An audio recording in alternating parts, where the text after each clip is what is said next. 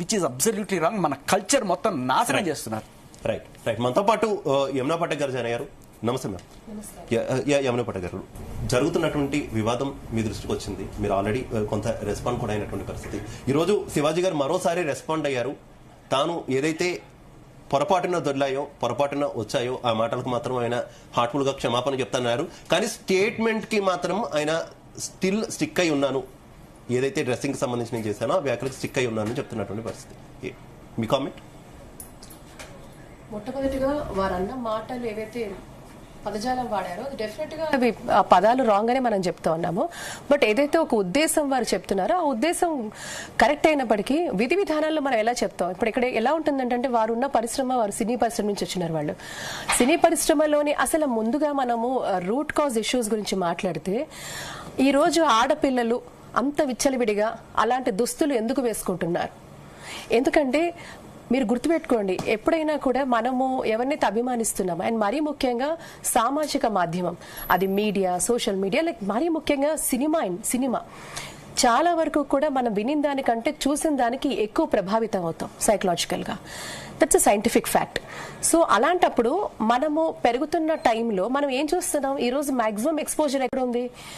Cinema, all kind of OTT platforms ఇవన్నీ కూడాను.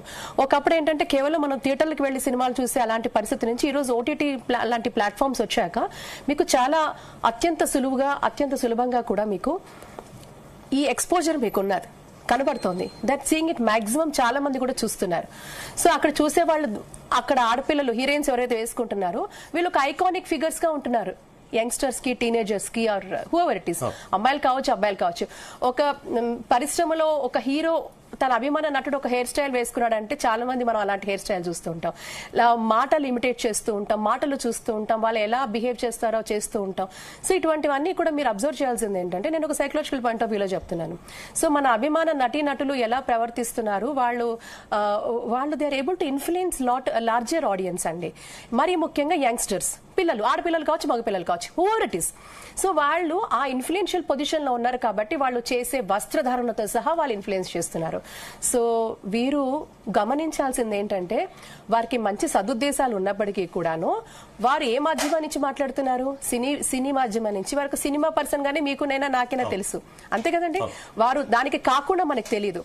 So మరి కరెక్షన్స్ ఎక్కడ కావాలంటారు? కరెక్షన్స్ ఈ రోజు అమ్మాయిలు అంత విచ్చలవిడిగా వాళ్ళ దుస్తులు వేసుకుంటున్నారంటే వారు ఎక్కడ ప్రభావితం అవుతున్నారో దాన్ని ఫస్ట్ రూట్ కాజ్ ఐడెంటిఫై చేయండి. రూట్ కాజ్ ఎక్కడ? వాళ్ళు ఏదైతే వీక్షిస్తున్నారు, వాళ్ళు పొద్దున్న లేస్తే ఎక్కడ ఎక్స్పోజర్ ఉంటుందో అది వాళ్ళు చూస్తున్నారు. ఆ ఎక్స్పోజర్ ఏంటి? ఏ medium? Cinema is one of the major medium అండి. Why are we not understanding that? మరి అలాంటి సినిమాలు ఆయన కట్టుదిట్టం చేయగలుగుతున్నారా? అదే కదా ఈ రోజు మనకి ఇంతకు ముందు పూర్వం సినిమా అంటే అప్పుడు ఆడవాళ్ళు హీరోయిన్స్ ఎంత అలాగా ఉండేవారు. ఈవెన్ చక్కగా డాన్స్లు అవి చేసినా కూడా పూర్తిగా కూడా మనం చూసేవాళ్ళం. స్కిన్ కలర్ తో కూడా పూర్తిగా బాడీ అంతా కవర్ అయ్యి ఉండేది. కాలక్రమేణా 60s, 70s, 80s నుంచి జరుగుతున్న ఒక సిస్టమాటిక్ ట్రాన్సిషన్ మీరు చూస్తూ ఉంటే ఎలాంటి దుస్తులు వేసుకుంటున్నారు. ఒకప్పుడు సినిమాల్లో ఒక ఐటమ్ సాంగ్ పెడితే కేవలం ఒక వ్యాంప్ క్యారెక్టర్ మాత్రమే కొంత దుస్తులు వేసుకునేవాళ్ళు. కాలక్రమేణా ఏమైపోయింది, 70s తర్వాత 80s నుంచి 80s, 90s నుంచి హీరోయిన్లే అలా వేసుకోవడం, దుస్తులు వేసుకోవడం, ఎక్స్పోజర్ అనేది చాలా ఒక నార్మల్ కల్ట్ గా మారిపోయింది. సో ఈ రోజు వారు మాట్లాడుతుంది, నేను I still stick on to my word అంటే వారు ఏం చేయాలంటే, మరి ఈ రోజు ఎందుకు వీళ్ళు ప్రభావితం అవుతున్నారు, ఆడపిల్లలు ఎందుకు అలాంటి బట్టలు వేసుకొని బయటకు వస్తున్నారు అంటే, మీరు పొద్దున్న లేస్తే చూపించే మాక్సిమం సినిమాలలో అలాంటి దుస్తులే వేసుకుంటున్నారు. ఆడపిల్లలు అలాంటి దుస్తులే వేసుకుంటున్నారు. హీరోయిన్లు అలాంటి దుస్తులే వేసుకుంటున్నారు. మోస్ట్లీ చాలా అన్ని సినిమాలు అనటం లేదు మళ్ళీ నేను, కానీ మాక్సిమం సినిమాల్లో వాళ్ళు వేసుకునే వేషధారణ ఎలా ఉంది, ఆ వేసుకునే వేషధారణలో ఉన్న వాళ్ళ అభిమాన నటీనటులైతే వాళ్ళు ఒక ఐకానిక్ ఫిగర్స్ గా యంగ్స్టర్స్ వాళ్ళని తీసుకుంటున్నారు. కాబట్టి వాళ్ళు ఏం చేస్తే మేము కూడా అలా చెయ్యాలి, అది మీరు తప్పించగలుగుతారా? మీరు తప్పించలేరు కదా. ఆ డైలాగ్స్ అంతెందుకు, అప్పుడున్న సినిమాలో ఈవెన్ అది ఏంటది సినిమా పుష్ప, స్కూల్ పిల్లలు ఇమిటేట్ చేయడం స్టార్ట్ చేశారు. చిన్న పిల్లలు వాళ్ళకి ఏం తెలుసు, వాళ్ళకి ఏం తెలియదు.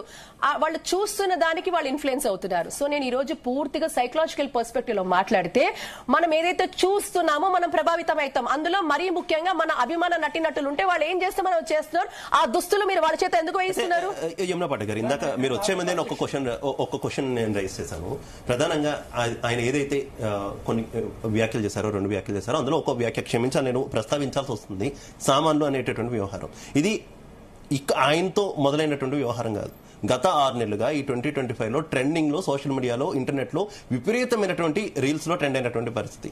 ఒక సామాన్య మహిళ సరిగ్గా మాట్లాడడం కూడా రాదు, చదువుకున్నటువంటి ఒక మహిళ రీల్స్ చేయడం, నాకెందుకు లైకులు రావు అన్న దగ్గర నుంచి ఒక ఆకతాయి దానికి కౌంటర్ ఇవ్వడం దగ్గర స్టార్ట్ అయ్యి ఇది రీమిక్స్ల దాకా వెళ్ళింది.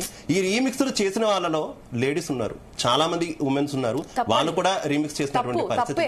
చివరికి ఈ మొత్తం వ్యవహారాన్ని యాక్సెప్ట్ చేస్తూ ఆమె కూడా ఎవరినైతే కామెంట్ చేశారో ఆమె కూడా దాన్ని ఎంజాయ్ చేయడం స్టార్ట్ చేసినటువంటి పరిస్థితి. ఇప్పుడు ఎవరి మీద కేసు పెట్టాలి? ఇదే వ్యాఖ్యలు చేసినందుకు శివాజీ గారి మీద కేసు పెడుతున్నారు. కానీ 6 నెలలుగా ట్రెండ్ అవుతున్నప్పుడు ఈ మహిళా కమిషన్ ఏం చేసింది, ఈ చిన్మయి ఏం చేసింది, ఈ అనసూయ ఏం చేసింది, మిగిలిన వాళ్ళు ఏం చేశారనేది క్వశ్చన్. అసభ్యకరమైన పరిభాష ఎవరు మాట్లాడినా ఎక్సెప్షన్స్ లేవు. నేనేమంటానంటే, it is not about only you. మీ ఒక్కరికి సంబంధించినది కాదు, లేకపోతే మీరు ఒక్కరే కూర్చొని మీ ఇంట్లో కుటుంబంతోనే మాట్లాడుతూ 4 గోడల మధ్యలో మీరు మాట్లాడుతున్న సంభాషణ కాదు. మీరు ఒక సోషల్ ఇన్ఫ్లుయెన్సర్ గా ఉన్నారు, వాట్ ఎవర్ కెపాసిటీ. అలా ఉన్నప్పుడు మనం మాట్లాడే ప్రతి మాట కూడా ప్రజల్లో వెళ్తోంది, జనంలో వెళ్తోంది, మీ అభిమానంలో వెళ్తోంది. సో మీరు వాళ్ళని ప్రభావితం చేస్తున్నారు.